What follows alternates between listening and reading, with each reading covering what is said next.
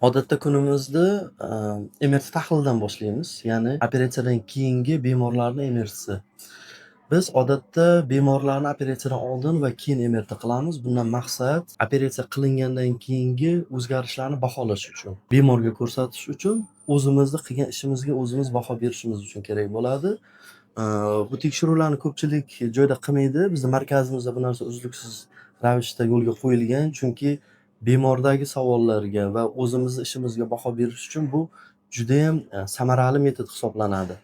Bemorlarni MRTsi mana hozir konsilyum o'tgandan keyin sizlarga ochib ko'rsatyapman. Abdurahmonovaniki MRTsi bu operatsiyadan keyingi MRTlariga mana nerv holati judayam yaxshi holatda turibdi. Bu kishida umurtqa pog'onasi kanali torayishi stenoz kasalligi bor edi.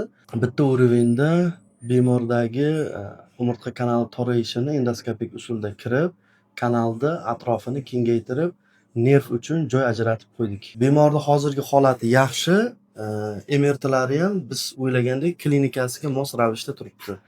Endi bemorga bemalol suhbat qilib, o'ziga ko'rsatib, bugun ruxsat bersak bo'ladi. Kecha keldilar, operatsiyadan o'tkazdilar. Endi bugun xudo xolasa uylariga ruxsat beramiz.